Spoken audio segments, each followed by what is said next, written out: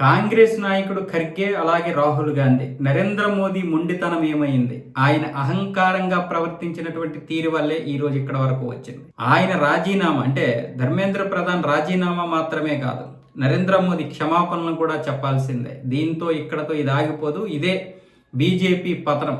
బీజేపీకి పతనం మొదలైంది. అహంకారపూరితమైనటువంటి ఈ పరిపాలనకి స్వస్తి పలికేటటువంటి రోజులు దగ్గర పడ్డాయన్న విధంగా ఈ పెద్ద మనిషి ఖర్గే మాట్లాడుతున్నాడు. నిజం చెప్పాలంటే మీ ఎన్ని అవినీతి పనులు, మీ ఎన్ని స్కామ్లు బహుశా ఈ 11-12 సంవత్సరాల్లో జరగలేదు. మీ కడుపు మంటేంటో, మీ యొక్క విధి విధానాలేంటో, మీ యొక్క సిద్ధాంతాలేంటో, మీ సూత్రాలేంటో ప్రజలందరికీ తెలుసు.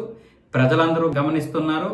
ధర్మేంద్ర ప్రధాన్ రాజీనామా చేయడని మీరు అనుకున్నారు, కానీ అనూహ్యంగా ఆయన రాజీనామా చేయడం ఇప్పుడు నెక్స్ట్ మీకు విమర్శించడానికి, అలాగే పార్లమెంటు సమావేశాలని రేపటి నుంచి అడ్డుకోవడానికి మీకు సరైనటువంటిది లేదు. మహా అయితే రేపు గందరగోళం సృష్టించి సభని వాయిదా వేయడానికి ప్రయత్నాలు చేయొచ్చేమో, కానీ అన్ని బిల్లులు పాస్ అవుతాయి, అన్నీ సక్రమంగానే సాగుతాయి.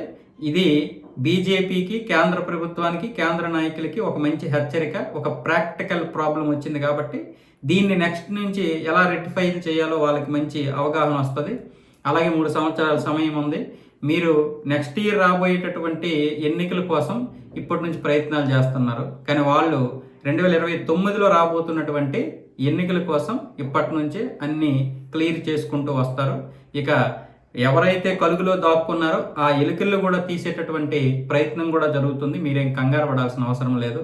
దీని వెనక ఉన్నటువంటి ఆ యొక్క ఫండర్స్ని, అలాగే మీ యొక్క కోసాలు కదిలేటటువంటి ఆ అవినీతిపరమైనటువంటి విషయాలన్నీ బయటకు వస్తాయి. మీ కోసాలు కదిలేటటువంటి ఏవేవైతే బయట ఉన్నాయో, ఆమ్ ఆద్మీ పార్టీకి చెందినటువంటివి, కాంగ్రెస్కి చెందినటువంటివి, మిగతా దేశంలో ఉన్నటువంటి ప్రతిపక్షాలన్నీ చేస్తున్నటువంటి కుట్రలన్నీ బయటకు వస్తాయి. మీరు మీ రాజకీయ పార్టీలు నిలుపుకోవచ్చు, తప్పేమీ లేదు.